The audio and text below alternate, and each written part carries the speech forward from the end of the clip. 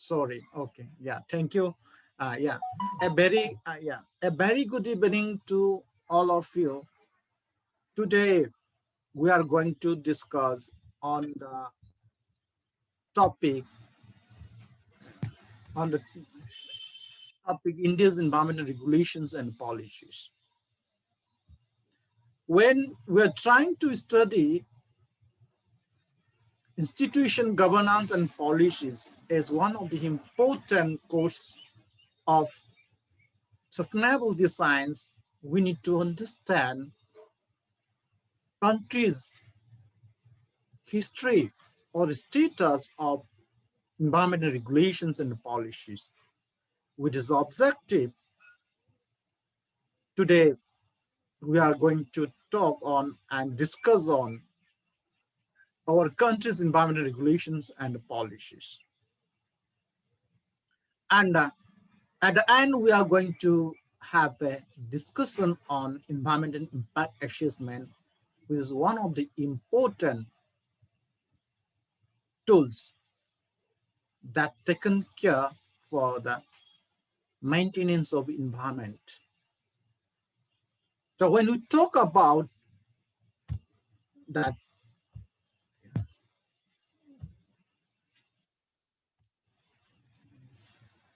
today I know my computer is behaving in a different way. When we're talking about environmental and regulatory governance in India, it can be looked into two stages. One is pre-economic liberalization, that is 1947 to 1990s. And the second, stage, second that period is post-liberalization, that is post-1990s. Why we need to understand that environmental regulatory governance into that when we are discussing this governance, history of environmental regulatory governance in India, when we talk about sustainability, taking baseline is liberalization. The reason behind this is that when we talk about environmental degradation, and we know that it is because of the robust economic growth, and which is directly related to sustainability in two ways. One is, when we have economic growth, sustainability in one side, we can assume that it's maintained. Other side also, it has a negative impact to sustainability. Because when you talk about sustainability, you cannot look only the one pillar, environmental sustainability. So we need to be balanced. So we, as a student of sustainability science, we should understand this principle. So if we look into details, as we know that environmental regulation, realization, we are largely driven by the country's commitment to international environmental negotiation. When India got independence in 1947, and that time we were trying to develop our own status in international politics. And so we sometimes would depend for our economic growth to other developed countries. And that's why whenever we are trying to do something for our development, most of our environmental regulation prior to that liberalization, what we're talking about, that economic liberalization in India was started in 1990s.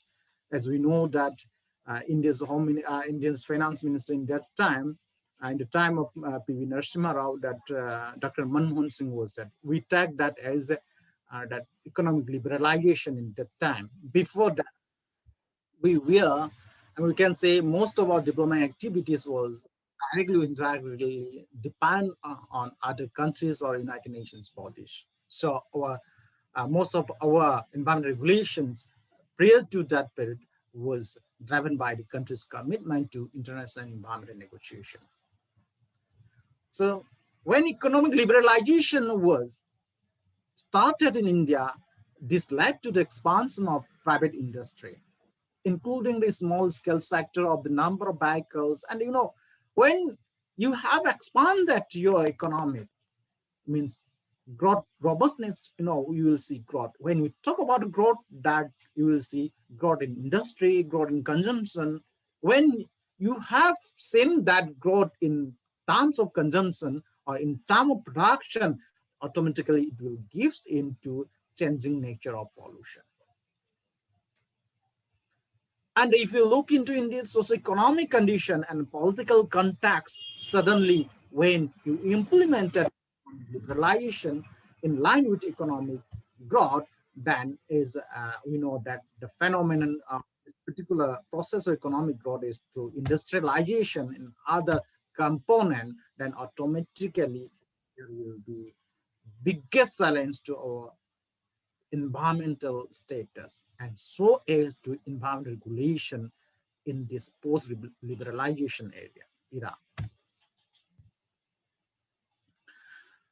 When we took into the pre-liberalization area, that's if we are looking from independence to early 1990s, that is, I mentioned news and most of the authors that tag that as a pre-liberalization era. Even before we were under the British, even before we were not under the British, we have our country have, we have our own tradition, norms, and we have our self-respect to the nature.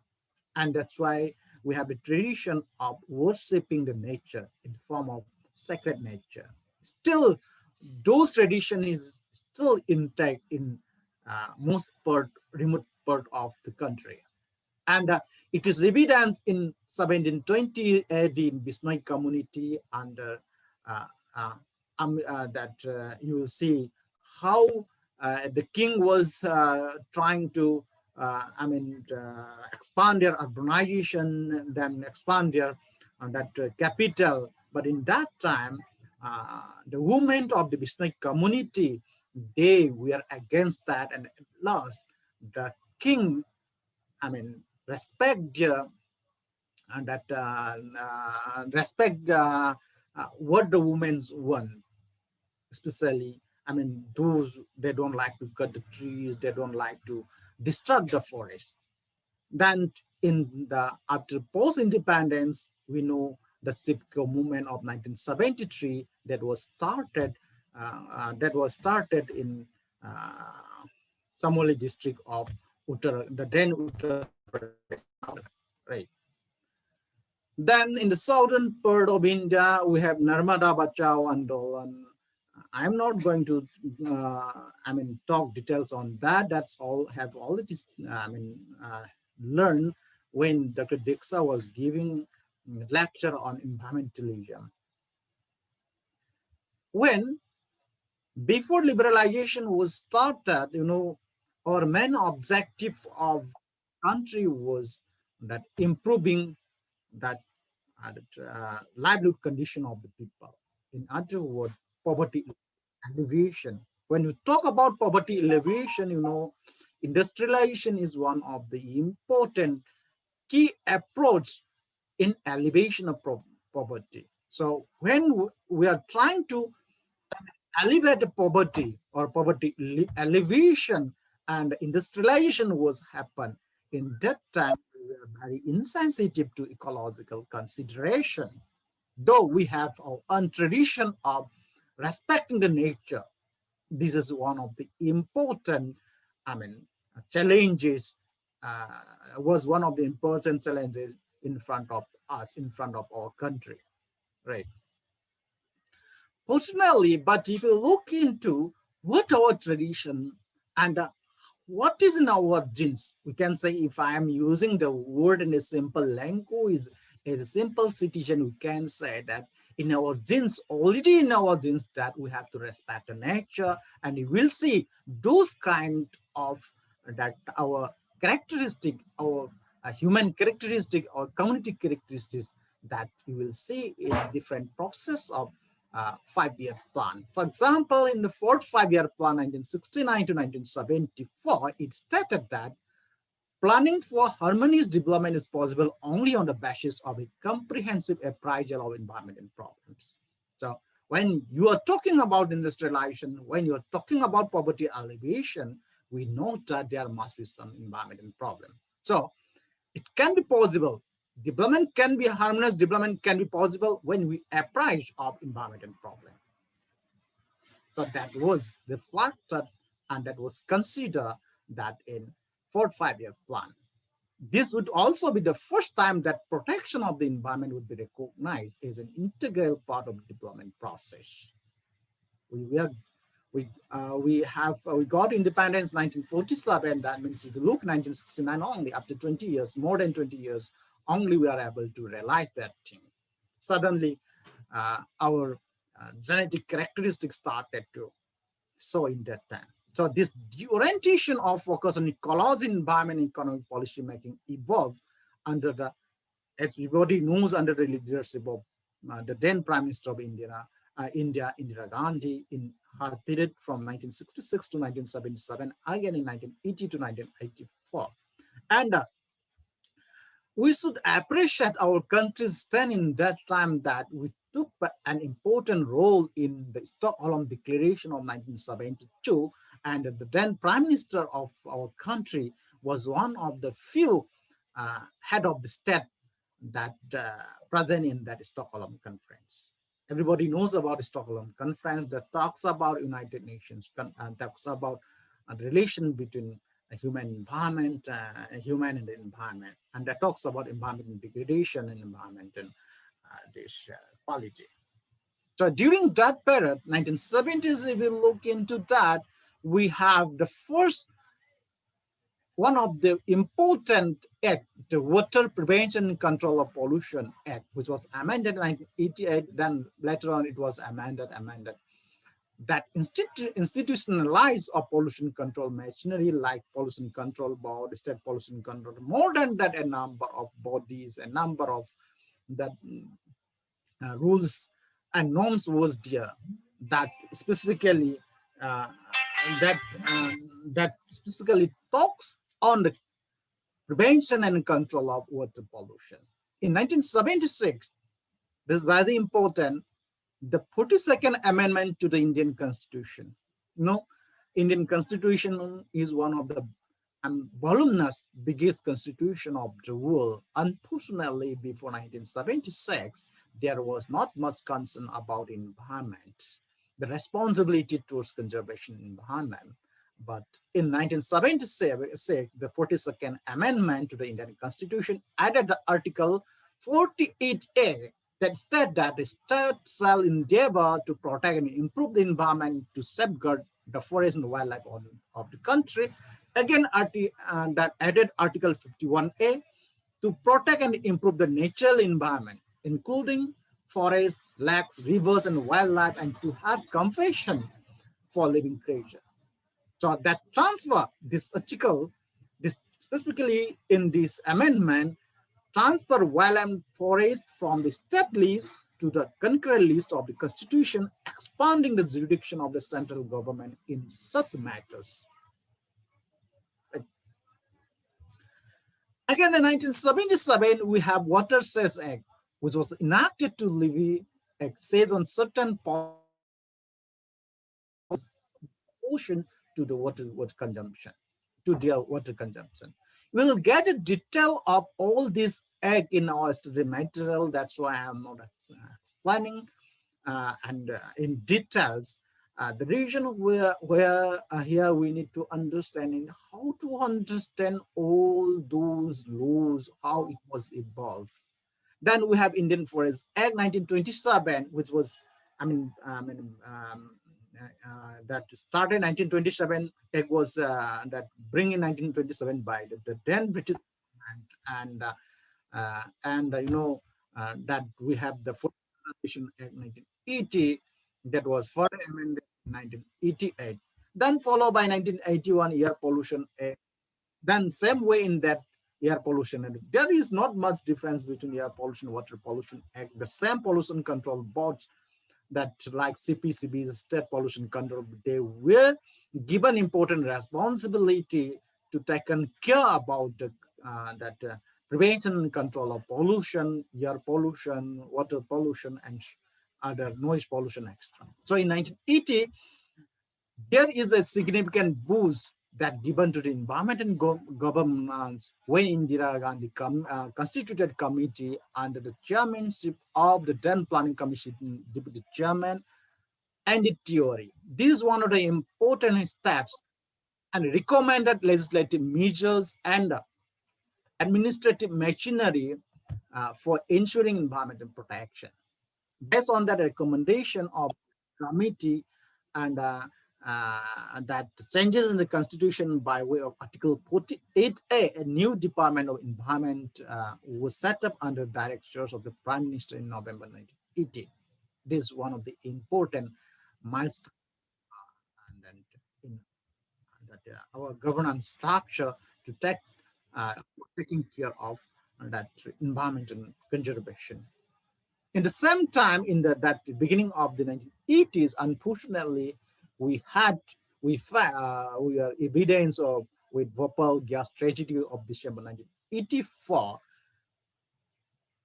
After that, we formulate and promulgate of the Environment Protection Act 1986. 1986, as we call as EPA 1986, that takes care about environment and protection rules 1986. Under that act, the hazardous waste rules 2008 amended in 2010, and recently also there was amendment. We have municipal solid waste management, noise pollution regulation control rule 2000, the ozone depleting substance rules 2000, the plastic manufacturers sales and uses rules 1999 amended in 2003. These, suddenly because of unfortunate incidents of Bhopal gas tragedy that open our eyes and that decision maker in that time, they are trying to find out the proper laws regulation to take care so that we talk about the precautionary principle. In the same decade, we have Environment and Protection Act 1986. This Environment and Protection Act 1986 is we have explained. It is an umbrella environmental legislation that vesting comprehensive powers with the central government for administration and enforcement of environmental rules and environmental laws and regulation, and have more power the pollution control board also. In the same time, 1985, our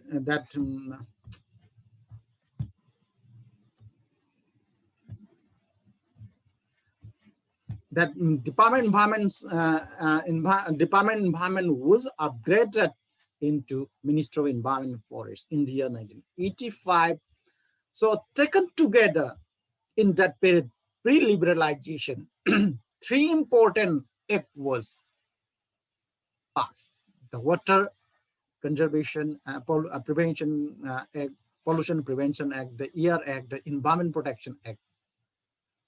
And this act was firmly established as command and control approach to environmental regulation in India. These regulations give broad powers to the government to set environmental standards for polluting sources, specifies technologies for pollution abatement.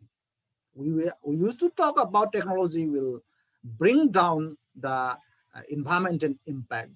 So that needs also to be streamlined. So this also talks about which kind of technology has to be used for pollution abatement, prohibit polluting activities, and require government permission for development projects with significant environmental impact. The enforcement of command and control regulation is achieved through inspection violations of penalized through courts. As you know, it is evident in front of us, a number of case studies there like Taz case and others. In the following decade, means in the 1980s and up to 1980s and a few years into the post-liberation era, environment consideration were given adequate attention in the national economic planning process. We realized that environment consideration should be part of economic planning process. So in 1980 to 85, we have the integration of environmental resource management in 6 5-year plan, and we have balanced priority given to environmental resource preservation, sustainability, along with development objective in 7, 8, and 5-year plan. We can say that from 5-year plan onwards, then we have started to give priority or adequate attention in environmental conservation. So we have the National Conservation Strategy and the Policy Statement on Environment Development 1992. That is, and that's, that the beginning of 1990s beginning of economic liberalization, and the Policy Statement of Control Pollution 1992, which were followed by the 9 5-year. So all this detail you will be able to get easily from Ministry of Environment Forest website and the new website. And if you look into post-liberalization, that is post-1990s, we know that the reforms of 1990 are often cited as driving force that propel India to become one of the fastest growing economies in the world. This industrialization-led economic growth was also accompanied by we know that it is by increasing natural resource extraction and consumption that led to serious ecological degradation. So after we realized that we have to take care about, when we talk about economic liberalization, we have to give adequate attention to the environment and degradation like pollution and so on. So we passed that, we enacted the Public Liability Insurance Act 1991, National Environment Tribunal Act 1995, Panchayat Extension to Scheduled Areas Act 1996, the National Environment Appellate Authority Act 1997, Protection of Plant Varieties Farmer Right Act 2001, the Biological Diversity Act 2002. If you look into these 4 5 major acts that was passed in 1990s, you will, after post-liberalization, you will be able to understand that we were taken care each and every component of environment. If we look into the Statement of Industrial Policy 1991 that was put forward at the time of the announcement of economic reforms, it promised that the pursuit of industrial development would be tempered by the need to protect the environment and ensure efficient use of resources. Efficient use of resources. Protect the environment and ensure efficient use of resources. Right. So 3 years after this Industrial Policy 1994, the Environmental Impact Assessment Notification, in fact, and turned out to be one of the most significant and often still it is significant, but still is a controversial act.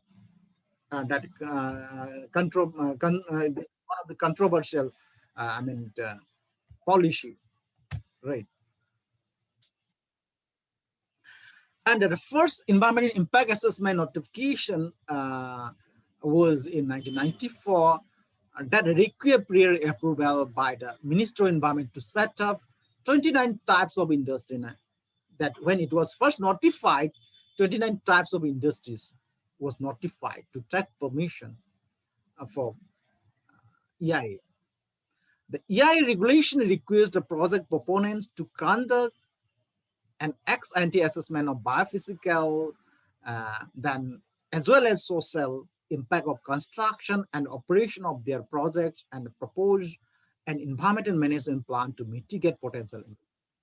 At the same time, when we are talking about economic growth, so we know that we are going to establish a number of industries and small-scale industry, large-scale industry. So in that process, there will have a number of environmental degradation. That's why to limit or to control that, we and that introduced this EIA regulation. So this environmental social impact assessment is then submitted to a committee of experts for evaluation. This requirement is applicable to both new project and expansion modernization of existing project. Means there must be a number of projects before the economic liberalization, before this EIA regulation was introduced. So in 2006, regulation divided the project. This is about how this EIA was evolved in the processes. So I will not go in details. We will discuss in the after a few minutes.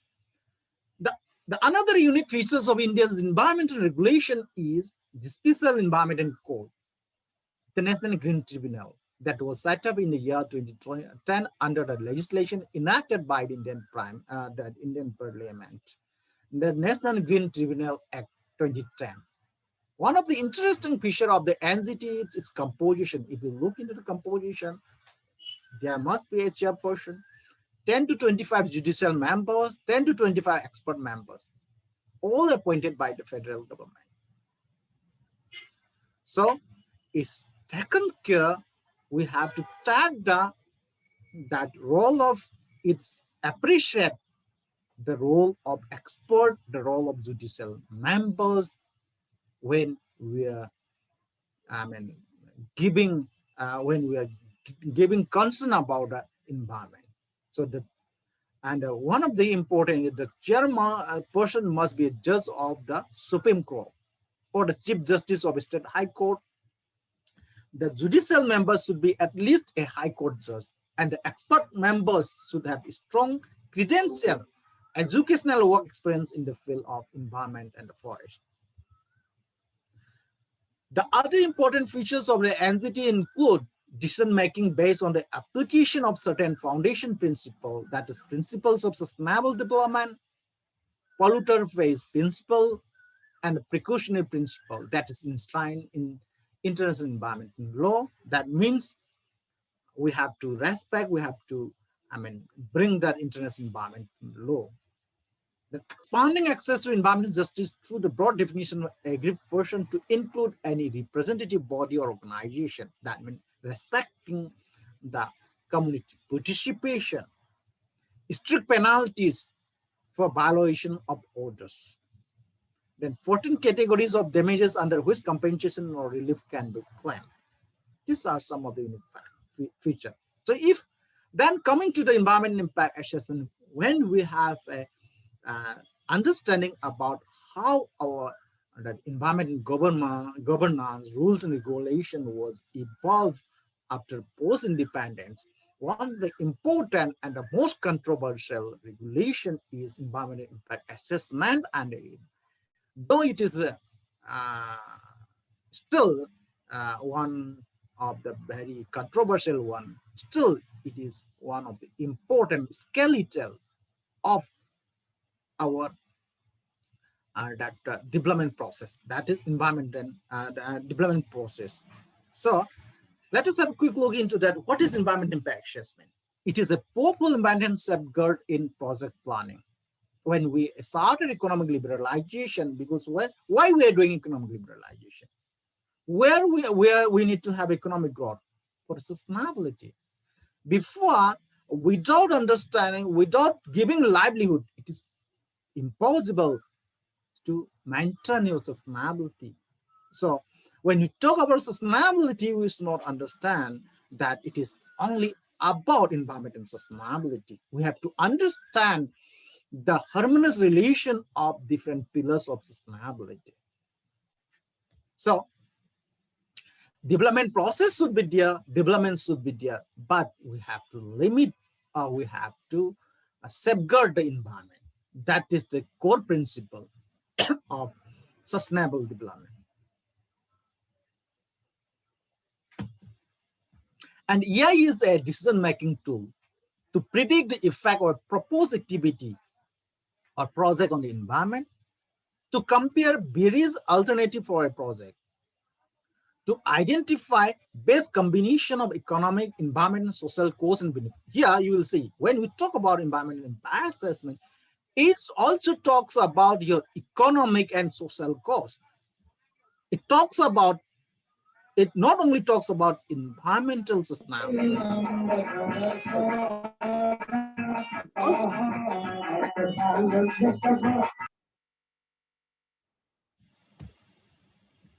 then to prescribe best fit conservation model.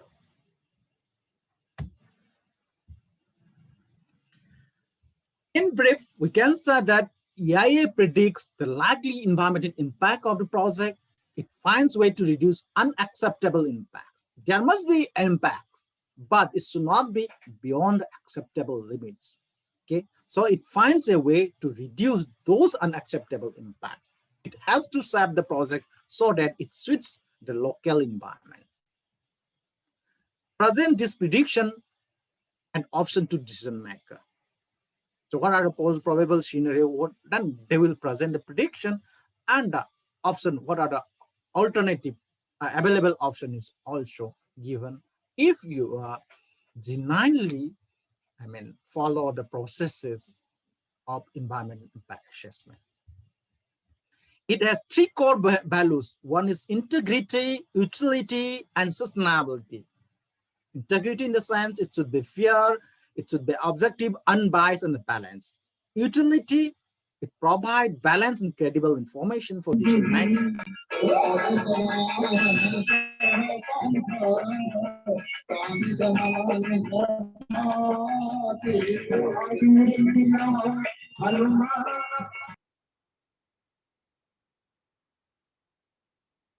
Sustainability results in environmental safeguard. Right.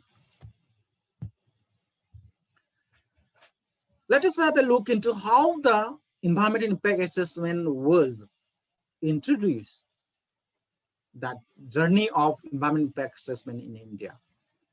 Initially, it was introduced in 1982 to fulfill donor agency requirement. As I told you, everybody knows, before economic liberalization or development activities was, most of the time directly or indirectly dependent on the donor organization or donor country.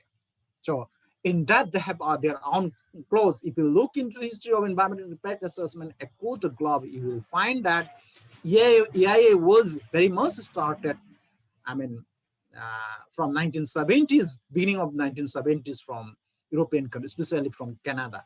So in 1992, it was initially introduced in 1982 to fulfill donor agency requirement to cope with mounting internal pressure after Bhopal gas disaster.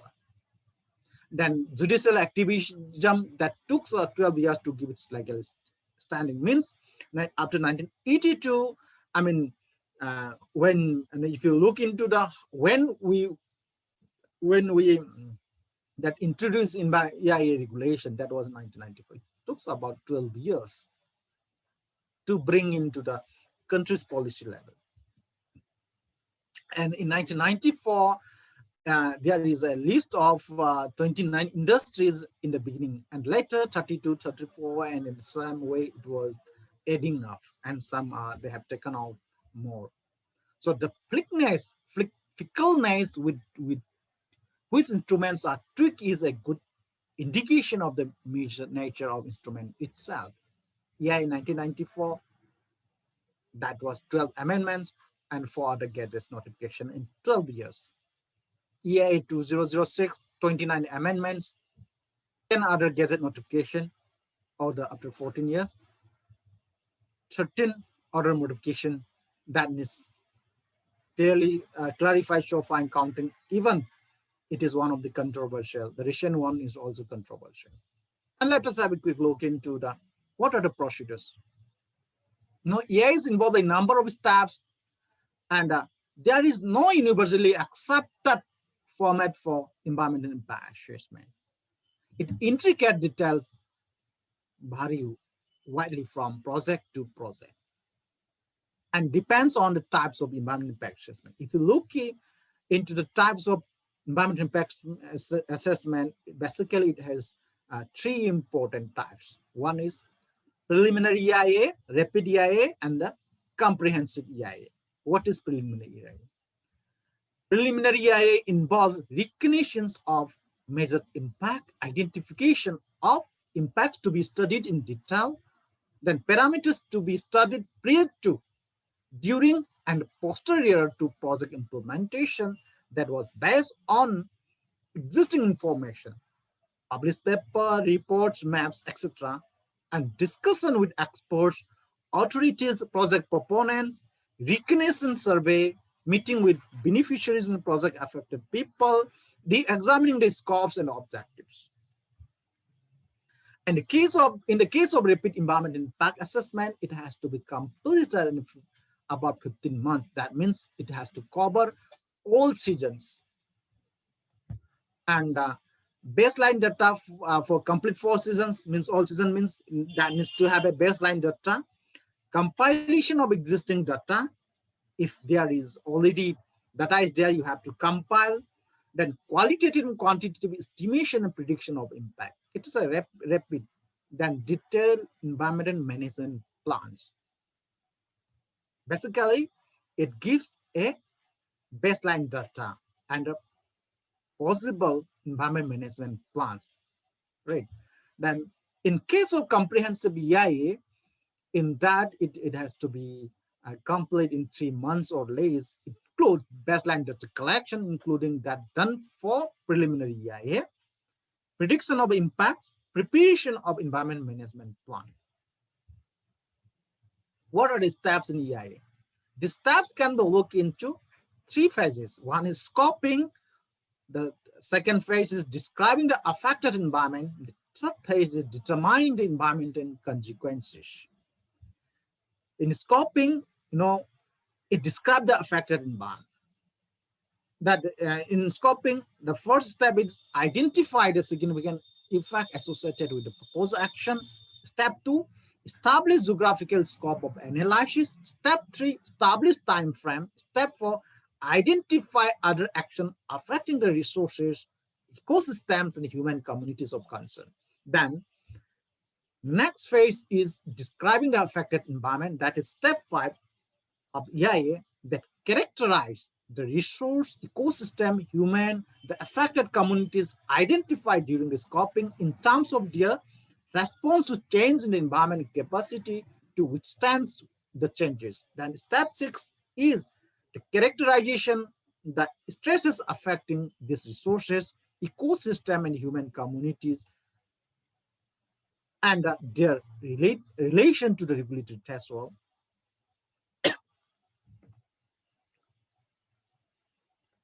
Step 7, they should define a baseline condition for the existing resources, ecosystem, and human communities. The last, that process is determining the environmental consequences. Started from step 8, that is identification of the important cause and effect relationship between the proposed activities and the resources, ecosystem, and human communities.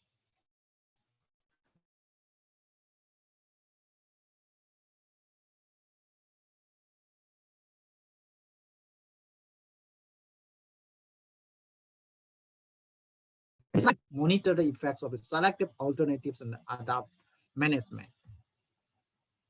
So if we summarize the EIA processes, first is project concept and the site selection, then proposal or project submission of relevant information to the Ministry of Environment and Forest, then screening, then scoping, then draft EIA followed by public consultation, then submission to appraisal committee and decision, then post-monitoring.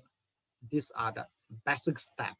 And on-ground institutions involved in the EIA process are, here you will find out that if you started from the state government, then goes to the Department of Environment. If the state have that state of Department of Environment, then that is in the Department of the Environment, then State Pollution Control Board and regional offices.